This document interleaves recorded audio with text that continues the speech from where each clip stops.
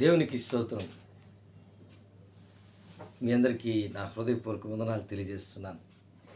రెండవ రాజుల గ్రంథము 4వ అధ్యాయము 42వ వచనంలో ఒక అద్భుతమైనటువంటి విషయం.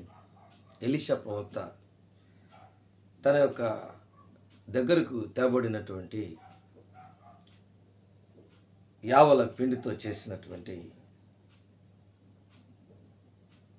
20 రొట్టెలు, క్రొత్త గోధుమ నూనెలను, కొన్ని పండ్లను తీసుకుని వచ్చి దైవజనుడైన అతనికి కానుకగా ఇవ్వగా అతడు జనులు భోజనము చేయుటకు దాన్ని వడ్డించమనెను.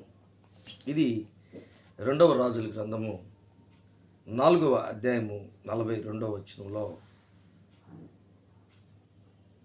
బయల్షాలీషా నుండి అనే ఒక ప్రాంతం నుండి ఒక వ్యక్తి తన మొదటి పంట తీసుకొస్తాడండి. బయల్షాలీషా ఒకడు.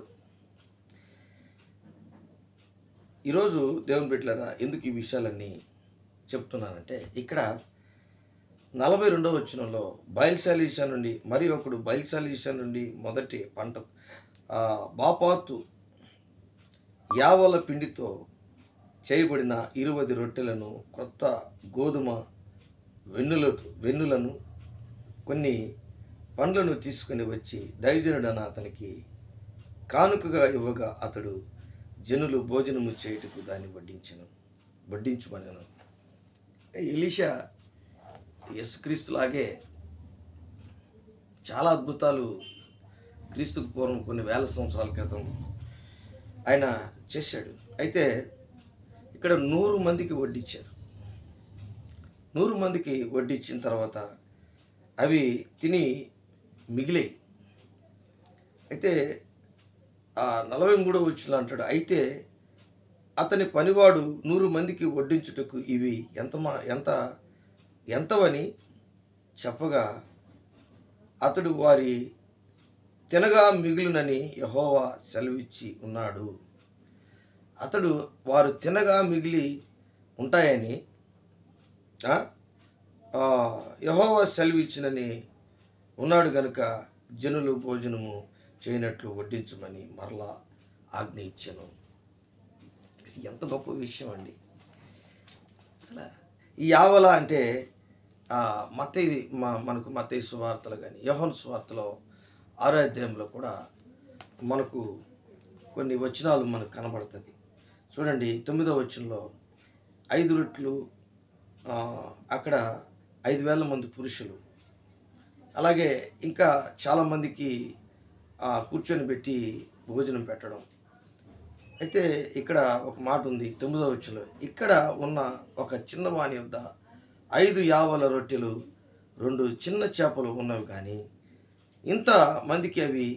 ఇంతమందికి ఇవి ఏమాత్రమని ఆయనతో అనగా యేసు జనులను కూర్చుండబెట్టని చెప్పాను. ఆ చోట చాలా పచ్చికుండెను కనుక లెక్కకు ఇంచుమించు 5,000 మంది పురుషులు కూర్చుండిరి. ఇంకా పిల్లలు, పెద్దవాళ్ళు అందరూ కూడా చాలామంది భోజనం చేశారు. అయితే ఈరోజు నా సబ్జెక్ట్ ఏంటంటే యావల అంటే ఏంటి అనేది కొంచెం ఆలోచించినట్లయితే, అది పేదవాళ్ళు తినే ఆహారం అంట. పేదవాళ్ళు తినే ఆహారం అంటే గోధుమలు కూడా కాదు, మళ్ళా అవి గోధుమల కంటే తక్కువైన యావల పిండి. అది ఎలీషా ఉన్న కాలంలో ఉంది, యేసుక్రీస్తు ప్రభువుల వారు ఆ కాలంలో కూడా ఉంది. అందుకనే 2వ రాజులు 4వ అధ్యాయము 42వ వచనంలో బాపాతు యావల పిండితో చేయబడిన 20 రొట్టెలంట, క్రొత్త గోధుమ వెన్నెలు, కొన్ని పండ్లు తీసుకొని అతని దగ్గరకు వచ్చారు. ఇక్కడ యేసు ప్రభు, ఫిలిప్ ఉన్నాడు, ఆంద్రేయ ఉన్నాడు, జబదయి కుమారులు ఉన్నారు, 12 మంది శిష్యులు ఉన్నారు. కానీ యేసు ప్రభు మీరే ఆహారం పెట్టమంటున్నాడు. ప్రభా 200 దేనారములు తీసుకొని వచ్చి, ఇదిగో ఆ 200 దేనారములకు రొట్టెలు తీసుకొచ్చి ఆ రొట్టెలు సగం సగం పెట్టి పంచి ఇచ్చిన ఇక్కడ ఉన్నటువంటి జనసమూహమునకు చాలవు కదా ప్రభా అంటే, యేసు ప్రభు మీరే ఆహారం పెట్టాలంటున్నాడు. కాబట్టి అక్కడ ఆ, మరలా చూడండి ఒక అద్భుతం ఏంటంటే ఆ, అందుకు పిలుపు వారితో ప్రతివాడును కొంచెం కొంచెం పుచ్చుకొనుటకని 200 దేనారములు రొట్టెలు చాలవని అతనితో చెప్పాను. ఆయన శిష్యుల్లో ఒకడు, అనగా సీమోను పేతురు సహోదరుడైన ఆంద్రేయ, ఇక్కడ ఉన్న ఒక చిన్నవాని వద్ద 5 యావల రొట్టెలు 2 చిన్న చేపలు ఉన్నవి, కానీ ఇంతమందికి ఇవి ఏమాత్రమని అతనితో అనగా. కాబట్టి ఈరోజు ఈ ఆహారం యేసుక్రీస్తు ప్రభుల వారికి సమస్తము చేయగలిగినటువంటి శక్తి. ఆ రోజు ఎలీషా, నాతో దేవుడు చెప్పాడు, ఆజ్ఞ ఇచ్చాడు, మీరు లేక ప్రజలకు జనులకు వడ్డించండి. ఎంత గొప్ప విషయం. కాబట్టి ఈరోజు పేదవారు తినే ఆహారాన్ని ఘనంగా ఆశీర్వదించి ఆయన కన్నులు పైకెత్తి ఆ 5 రొట్టెలు 2 చిన్న చేపలు, అక్కడ 20 రొట్టెలు, కొన్ని గోధుమల కొత్తగా పండినటువంటి గోధుమల వెన్నులు, కొన్ని పండ్లు ఎలీషా దగ్గరికి తీసుకొస్తే 100 మందికి పంచారు. ఇక్కడేమో 5,000 మంది కంటే ఎక్కువగా పంచారు. కారణం ఏంటంటే ఆ పేదవారు తినే యావల పిండితో చేసినటువంటి, అది పేదవారు తినే ఆహారం అంట, గోధుమలు కూడా కాదు అవి. కాబట్టి దేవుని బిడ్డలారా, ఈరోజు మన జీవితంలో మనం ఏం తింటున్నామో, ఏమి బట్టలు ధరిస్తున్నామో అనేది కాదు, కానీ దేవుని యొక్క జీవాహారము ఈ పరిశుద్ధ గ్రంథం దేవుడు మనకి ఈరోజు భుజించుటకు, ఆత్మీయంగా మన జీవితాలను కట్టుకున్నటకు, తృప్తిపరచబడుటకు. ఆ రోజు 5,000 మంది తినగా 12 గంపలు ఎత్తారు. అక్కడ 100 మంది తినగా 20 రొట్టెలు 100 మంది తినగా కొన్ని గోధుమ వెన్నులను, అలాగే పండ్లను, కొన్ని ఆ పండ్లను తిని చాలామందికి ఇంకా మిగిలిపోయింది. కానీ ఈ జీవాహారం యేసుప్రభు అంటాడు, నేనే జీవాహారం అని అంటున్నాడు. కాబట్టి ఈ ఆహారము మనం భుజించితే ఖచ్చితంగా దేవుని యొక్క ఆశీర్వాదాలన్నీ పొందుతాయి. కాబట్టి ఈ యావల రొట్టెలు అనగా అవి పేదవారు తినే ఆహారం.